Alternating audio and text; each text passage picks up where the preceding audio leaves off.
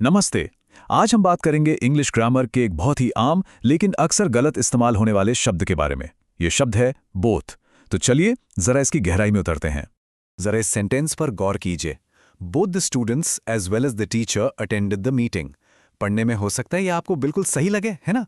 लेकिन यहीं पर एक बहुत कॉमन गलती छिपी हुई है। तो क्या लगता है, इसमें क्या गड़बड़ है? सोचिए जरा। यही वो सवाल है जिसका जवाब हम आज के इस विश्लेषण में ढूंढेंगे। ठीक है, तो चलिए सबसे पहले बोथ का असली मतलब समझते हैं, एकदम बेसिक से। तो आखिर बोथ का मतलब है क्या? देखिए, बहुत सीधा सा मतलब है इसका, दो लोग या दो चीजें एक साथ। और हाँ, ये हमेशा एक पॉजिटिव मतलब एक सकारात्मक भाव देता है। ये शब्द कभी भी किसी एक अकेली चीज के लिए इस्तेमाल नहीं होता। और बस यही है सबसे जरूरी बात, दो। अगर बोथ के बारे में सिर्फ एक ही चीज याद रखनी है तो वो है ये नंबर। इसका मतलब हमेशा और सिर्फ दो होता है, ना एक कम ना एक ज्यादा। तो अब जब ये साफ हो गया है कि बोथ का मतलब दो है, तो ये भी देख लेते हैं कि एक सेंटेंस में इसका इस्तेमाल कैसे होता है। रूल ना बहुत सीधा साधा है। क्योंकि बोथ का मतलब दो होता है तो जाहिर है इससे हमेशा प्लूरल यानी बहुवचन ही माना जाएगा। और इसका सीधा सा मतलब ये हुआ कि इसके साथ जो वर्ब लगेगा वो भी हमेशा प्लूरल ही होगा। अब देखिए, इस स्लाइड पर जो उदाहरण है उससे ये बात एकदम साफ हो जाती है। बोथ इज प्रेजेंट कहना गलत है क्योंकि इस सिंगुलर वर्ब है। सही तरीका है बोथ वर्ब प्रेजेंट क्योंकि वह एक प्लूरल वर्ब है। अच्छा, यहां एक और मजेदार बात है। बोथ ना एक सेंटेंस में दो अलग अलग तरह से काम कर सकता है। एक तो प्रोनाउन की तरह जैसे बोथ वर प्रेजेंट, या फिर एक एडजेक्टिव की तरह जैसे both the students were present.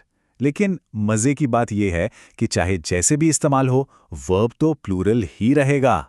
चलिए अब आते हैं उस सबसे जरूरी नियम पर जो हमारी शुरू की पहेली को सुलझा देगा। देखिए, नियम एकदम साफ और पक्का है। जब भी किसी सेंटेंस में बोथ आएगा तो उसके साथ हमेशा एंड ही आएगा, कोई दूसरा कंजंक्शन नहीं। समझ लीजिए इनकी एक पक्की जोड़ी है जो कभी नहीं टूटती। तो अब जब ये नियम पता चल गया है तो चलें वापस उस पहले वाले सेंटेंस पर और देखें कि गड़बड़ आखिर थी कहां। ये देखिए, गलतियां बिल्कुल साफ साफ दिख रही है ना? एज वेल एज का इस्तेमाल, यही तो गड़बड़ है। सुनने में भले ये ठीक ठाक लग रहा हो, पर ग्रामर के हिसाब से बोथ के साथ इसकी जोड़ी बनती ही नहीं है। और ये रहा इसका सही एकदम correct form. As well as को हटाइए और बस एंड लगा दीजिए। Both the students and the teacher attended the meeting. अब ये सेंटेंस ग्रामर के हिसाब से बिल्कुल परफेक्ट है। तो इन सब नियमों को हमेशा याद कैसे रखा जाए? भाई, इसके लिए भी एक बहुत आसान तरीका है। और ये जो तरीका है ना, ये सीधे हमारे सोर्स मटेरियल से आया है। ये हमें सिखाता है कि कैसे मुश्किल से मुश्किल नियमों को भी छोटे आसान फॉर्मूलों में तोड़ा जा सकता है। और ये रही वो मैजिक ट्रिक। बस इस एक लाइन को पकड़ लीजिए।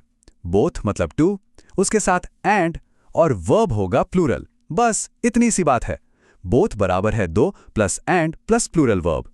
तो आज की इस पूरी बातचीत से जो दो सबसे जरूरी बातें हैं वो हमें याद रखनी है। पहली, बोथ के साथ हमेशा एक प्लूरल वर्ब ही लगता है, और दूसरी, बोथ के बाद हमेशा एंड आता है। ये दो बातें कभी मत भूलिएगा।